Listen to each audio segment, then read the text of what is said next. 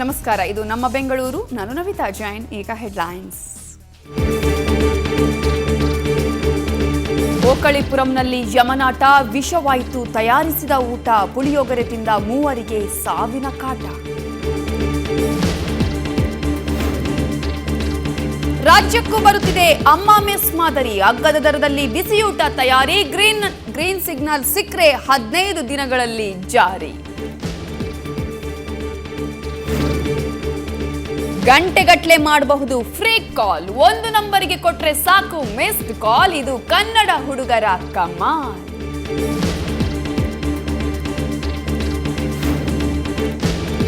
Green line ಮೆಟ್ರೋದಲ್ಲಿ 60,000 ಜನರಿಂದ ಪ್ರಯಾಣ, ನಿಲ್ದಾಣಗಳಲ್ಲಿ ಕಿಕ್ಕಿರಿದು ಸೇರಿದ್ರು ಜನ. ಸಿಲಿಕಾನ್ ಸಿಟಿಯಲ್ಲಿ ಮೆಟ್ರೋ ಸಂಚಲನ.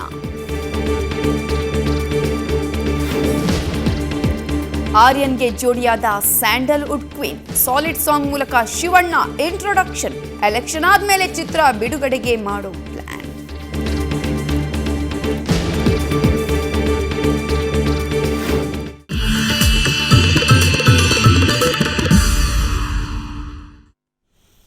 ಅವರೆಲ್ಲ ನಿನ್ನೆ ರಾತ್ರಿ ಖುಷಿಯಿಂದಲೇ ಒಟ್ಟಿಗೆ ಕೂತು ಊಟ ಮಾಡಿ ಆರಾಮಾಗಿಯೇ ಮಲಗಿದ್ರು. ದುರಂತ ಅಂದರೆ ಅವರು ಮಾಡಿದ ಊಟದಲ್ಲೇ ಯಮ ಸೈಲೆಂಟ್ ಆಗಿ ಎಂಟ್ರಿ ಕೊಟ್ಟಿದ್ದ. ಬೆಳಗಾಗುವಷ್ಟರಲ್ಲಿ ಕುಟುಂಬದ ಚಿತ್ರಣವೇ ಬದಲಾಯಿತು.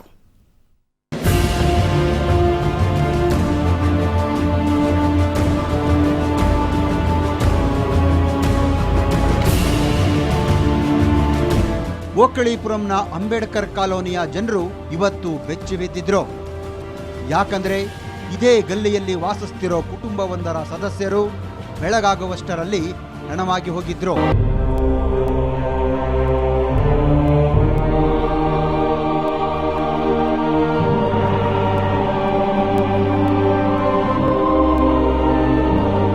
ಹೌದು, ಪುಳಿಯೋಗರೆ ತಿಂದು 2 ಮಕ್ಕಳು ಸೇರಿದಂತೆ 3 ಪ್ರಾಣ ಬಿಟ್ಟಿದ್ದಾರೆ.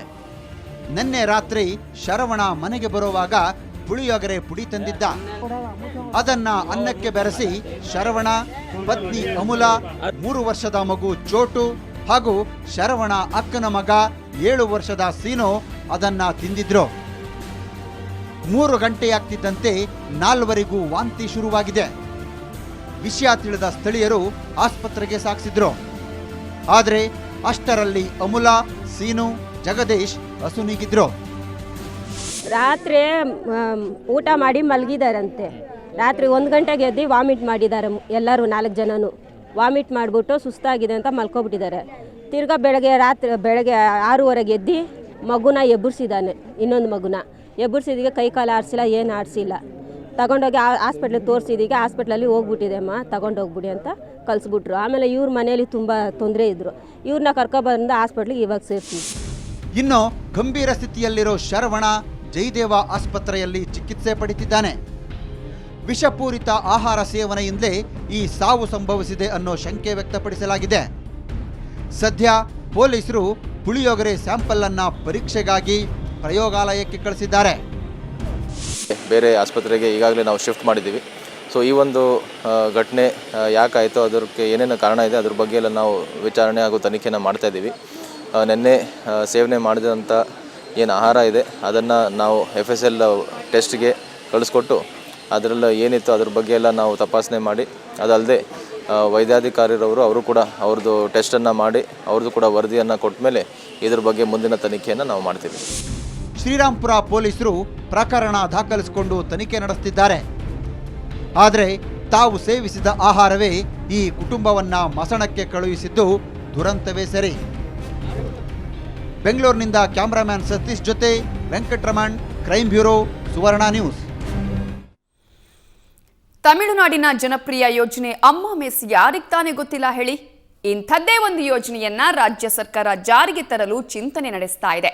ಅದರ ವಿಶೇಷತೆ ಏನು, ಈ ವರದಿ ನೋಡಿ.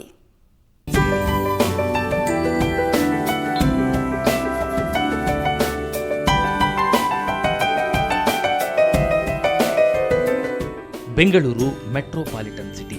ದಿನ ಕಳೆದಂತೆ ನಗರದಲ್ಲಿ ಊಟದ ಬೆಲೆ ದುಬಾರಿಯಾಗ್ತಾ ಇದೆ. ಅನ್ನಭಾಗ್ಯ ಯೋಜನೆಯಡಿ 1 ರೂಗೆ 1 ಕೆಜಿ ಅಕ್ಕಿ ನೀಡಿ ಸರ್ಕಾರ ಖ್ಯಾತಿ ಗಳಿಸಿತು. ಇದೀಗ ಅಗ್ಗದ ದರದಲ್ಲಿ ಬಿಸಿಯೂಟ ನೀಡಲು ನಿರ್ಧರಿಸಿದೆ. ಕೇಂದ್ರ ಸರ್ಕಾರದ ವೆಲ್ಫೇರ್ ಇನ್ಸ್ಟಿಟ್ಯೂಟ್ ಯೋಜನೆ ಜಾರಿಯಾದರೆ ಅಗ್ಗದ ಬಿಸಿಯೂಟ ಸನಿಹವಾಗಲಿದೆ. ಬಡವರ್ಗದ ಬೆಂಗಳೂರಿನ ಜನರಿಗೆ ಇನ್ಮುಂದೆ 150 ಸೆಂಟರ್ಗಳಲ್ಲಿ ಬಿಸಿಯೂಟ ಸಿಗಲಿದೆ. ಕೇವಲ 10 ರೂಗೆ ಈ ಬಿಸಿಯೂಟ ಲಭ್ಯವಾಗಲಿದೆ. ಪ್ರತಿ ಸೆಂಟರ್ನಲ್ಲೂ ನಿತ್ಯ 500 ಮಂದಿಗೆ ಊಟ ನೀಡೋ ಚಿಂತನೆ ಇದೆ. ಆಹಾರ ಮತ್ತು ನಾಗರಿಕ ಸರಬರಾಜು ಇಲಾಖೆ ನೇತೃತ್ವದಲ್ಲಿ ಆರಂಭವಾಗಲಿರೋ ಯೋಜನೆ ಬಿಬಿಎಂಪಿ ಸಹಭಾಗಿತ್ವದಲ್ಲಿ ನಡೆಯಲಿದ್ದು, ನಗರದ ಬಸ್, ರೈಲ್ವೆ ನಿಲ್ದಾಣದಲ್ಲಿ ಬಿಸಿಯೂಟ ಲಭ್ಯವಾಗಲಿದೆ.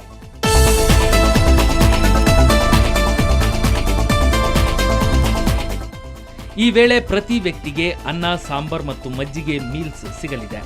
ಇದಕ್ಕಾಗಿ ಇಲಾಖೆಗೆ ದಿನಕ್ಕೆ 20,000 ಜನರಿಗಾಗಿ ಊಟ ನೀಡೋ ಹೊಣೆ ಹಾಗೂ ತಿಂಗಳಿಗೆ 100 ಟನ್ ಆಹಾರ ಧಾನ್ಯ ಹಾಗೂ ಸೀಮೆ ಎಣ್ಣೆ ಖರ್ಚಾಗಲಿದೆ.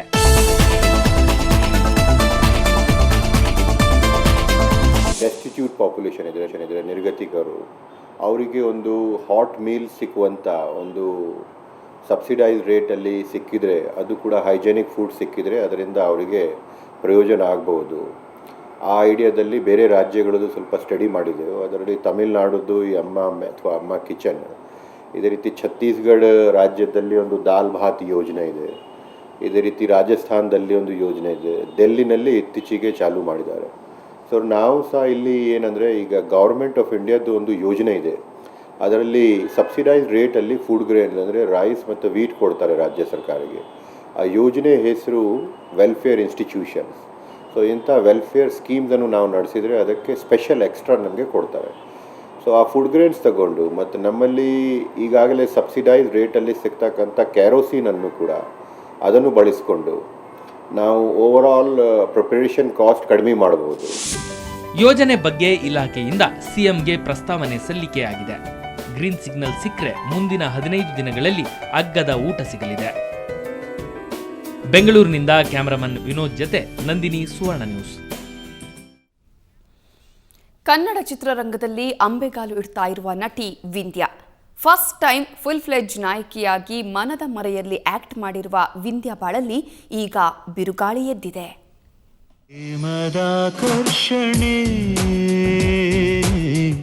ಯಾವುದೋ ಪ್ರೇರಣೆ ವಿಂದ್ಯಾ ನಾಯಕಿ ಆಗ್ಬೇಕು ಅಂತ ಚಿತ್ರರಂಗಕ್ಕೆ ಕಾಲಿಟ್ಟ ಯುವ ನಟಿ. ಹಲವು ಕನಸುಗಳನ್ನ ಇಟ್ಟುಕೊಂಡು ಬಂದ ವಿಂದ್ಯಾಗೆ ಪ್ರೀತಿಸಿದ ಹುಡುಗನಿಂದ ಸಂಕಟ ಶುರುವಾಗಿದೆ.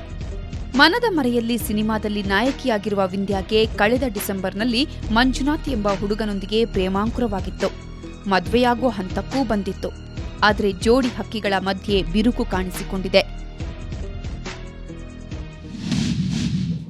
3 ಮಂತ್ಸ್ ಆಯಿತು. ಡಿಸೆಂಬರ್ 6 ನನಗೆ ಪರಿಚಯ ಆಗಿತ್ತು. ಡಿಸೆಂಬರ್ 18 ನಾನು ಕಮಿಟ್ ಆಗಿರೋದು. ಅದಾದ ನಂತರ ವಿತಿನ್ 3 ಮಂತ್ಸಲ್ಲೇ ಬರೀ ಡೌಟ್ಸು, ಮಾತೆತ್ತಿದ್ರೆ ಡೌಟ್ಸು, ಬರೀ ಅಸಭ್ಯವಾದ ವರ್ಡ್ಸು. ಕೇಳಿಬಿಟ್ರೆ ಸೂಸೈಡ್ ಮಾಡ್ಕೊಂಬಿಡ್ಬೇಕು. ಅವಾಗಲಿಂದ ತಡ್ಕೊಂಡು ಬಂದಿದ್ದೀನಿ. ಅವ್ರು ಸಿಗ್ರೆಟಲ್ಲೆಲ್ಲ ಸುಟ್ಟಿದ್ದಾರೆ ಸರ್. ಬದುಕಿರೋದು ನಮ್ಮ ತಂದೆ ತಾಯಿಗೆ ಅವ್ರಿಗೋಸ್ಕರ ನಾನು ಬದುಕಿರೋದಷ್ಟೇ. ನನ್ನ ಪಾಡಿಗೆ ನನಗೆ ಇರೋಕ್ಕೆ ಬಿಟ್ಬಿಡಿ ಅಷ್ಟೇ, ನನಗೇನೂ ಬೇಡ. ಕೆಲ ಕಾರಣ ಮನದ ಮರೆಯಲ್ಲಿ ಚಿತ್ರದ ಸಹ ನಿರ್ದೇಶಕ ರವಿ. ವಿಂದ್ಯಾ ಕುಟುಂಬಕ್ಕೆ ಹತ್ತಿರವಿರೋ ರವಿ ವಿಂದ್ಯಾಳ ಸಿನಿಮಾ ಪ್ರಚಾರದ ಕೆಲಸವನ್ನ ನೋಡಿಕೊಳ್ಳುತ್ತಿದ್ದಾರೆ. ಇಷ್ಟಕ್ಕೆ ಮಂಜುನಾಥ್ ವಿಂದ್ಯಾಗೂ ರವಿಗೂ ಸಂಬಂಧ ಕಲ್ಪಿಸಿ ಮಾತನಾಡ್ತಿದ್ದಾನೆ. ಇದು ವಿಂದ್ಯಾಳ ಪೋಷಕರ ಕೋಪಕ್ಕೆ ಕಾರಣವಾಗಿದೆ. ಬಟ್ ಒಂದು ಬಟ್ ಇತ್ತೀಚೆಗೆ ಟಾರ್ಚರ್ ಜಾಸ್ತಿ ಆಗೋದು ನನಗೆ ಗೊತ್ತಾಗಲಿಲ್ಲ. ಯಾವಾಗ ಇವಳು ಡೆಲ್ಲಿಗೆ ಓಟ್ ಬಂದಮೇಲೆ ನನಗೆ ಗೊತ್ತಾಯಿತು ಅವನು ಇವಳಿಗೆ ಸಾಕಷ್ಟು ಟಾರ್ಚರ್ ಕೊಟ್ಟಿದ್ದಾನೆ ಅಂತ. ಒಬ್ಬ ಪ್ರೇಯಸಿನ ಅಂದರೆ ಅವನು ಮದುವೆ ಆಗುವ ಹೆಂಡತಿನ ಅವನು ಯಾವ ರೀತಿ ನಡ್ಸ್ಕೊಬೇಕು ಅನ್ನೋದು ಫಸ್ಟ್ ಆಫ್ ಆಲ್ ಗೊತ್ತಿಲ್ಲ. ಎಷ್ಟು ಪ್ರೀತಿಯಿಂದ, ಎಷ್ಟು ಗೌರವದಿಂದ ನಡ್ಸ್ಕೊಬೇಕು, ಅವನಿಗೆ ಆ ಒಂದು ಇದು ಇಲ್ಲ. ಇಷ್ಟೇ ಅಲ್ಲ, ಮಂಜುನಾಥ್ ಕುಡಿದು ಬಂದು ಗಲಾಟೆ ಮಾಡ್ತಾನಂತೆ. ಆಸಿಡ್ ಹಾಕ್ತೀನಿ ಅಂತ ಬೆದರಿಕೆ ಹಾಕ್ತಾನಂತೆ. ಲವ್ ಮಾಡಿರೋ ದೊಡ್ಡ ತಪ್ಪ, ಇವಾಗ ಅನುಭವಿಸ್ತಾ ಇದ್ದೀನಿ. ನನಗೆ ಬೇಡ, ನನಗೇನೂ ಬೇಡ. ನಾನು ಸತ್ತೋಗ್ಬಿಡ್ತೀನಿ. ಅವ್ರ ಜೊತೆ ಮಾತ್ರ ನಾನು ಹೋಗಲ್ಲ. ಕೊಲೆ ಮಾಡೋಕ್ಕೂ ಎಸ್ದೋರಲ್ಲ ಅವರು. ನನಗೇನಾದರೂ ಆದರೆ ಅವರೇ ಜವಾಬ್ದಾರರು ಅಷ್ಟೇ. ನಾನು ಕೇಳ್ಕೊಳ್ಳೋಕೆ ಇಷ್ಟಪಡ್ತೀನಿ. 3 ತಿಂಗಳ ಹಿಂದೆ ಶುರುವಾದ ಇವರಿಬ್ಬರ ಪ್ರೀತಿ ಈಗ ಮುರಿದು ಬಿದ್ದಿದೆ. ಮುಂದೆ ಇಬ್ಬರ ಪ್ರೇಮ್ ಕಹಾನಿ ಯಾವ ರೂಪ ಪಡೆಯುತ್ತೋ.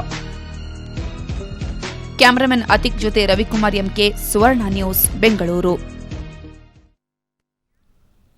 ಮಧ್ಯರಾತ್ರಿವರೆಗೂ ಬಾರ್ ಅಂಡ್ ರೆಸ್ಟೋರೆಂಟ್ ತೆರೆದಿರಬಹುದು ಅಂತ ಸರ್ಕಾರ ನೀಡಿರೋ ಆದೇಶಕ್ಕೆ ಪ್ರತಿಪಕ್ಷಗಳು ವಿರೋಧವನ್ನ ವ್ಯಕ್ತಪಡಿಸಿವೆ.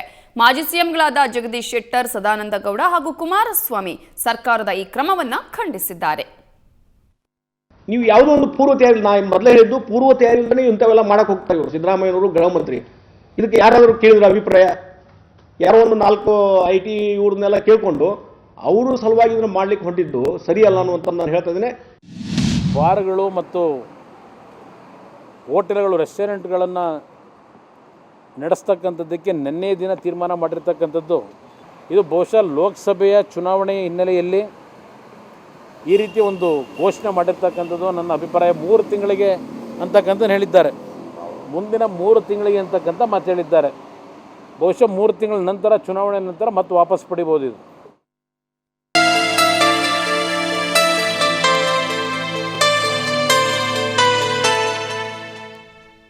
ಸಚಿವ ನಟ ಅಂಬರೀಷ್ ಆರೋಗ್ಯದಲ್ಲಿ ಚೇತರಿಕೆ ಕಂಡುಬಂದಿದೆ ಅಂತ ಮೌಂಟ್ ಎಲಿಜಬೆತ್ ಆಸ್ಪತ್ರೆಯ ವೈದ್ಯರು ತಿಳಿಸಿದ್ದಾರೆ ಅಂತ ವಿಕ್ರಮ್ ಆಸ್ಪತ್ರೆ ವತಿಯಿಂದ ಪತ್ರಿಕಾ ಪ್ರಕಟಣೆ ಬಿಡುಗಡೆ ಮಾಡಲಾಗಿದೆ. ಅಂಬರೀಷ್ಗೆ ಅಳವಡಿಸಿದ್ದ ವೆಂಟಿಲೇಟರ್ ತೆಗೆಯಲು ವೈದ್ಯರು ಚಿಂತನೆ ನಡೆಸ್ತಾ ಇದ್ದಾರೆ. ವೆಂಟಿಲೇಟರ್ ತೆಗೆದ ನಂತರ 12 ರಿಂದ 15 ದಿನಗಳ ಕಾಲ ಚಿಕಿತ್ಸೆ ನೀಡಿ ನಂತರ ಡಿಸ್ಚಾರ್ಜ್ ಮಾಡೋದಾಗಿ ಆಸ್ಪತ್ರೆಯ ಮೂಲಗಳು ತಿಳಿಸಿವೆ.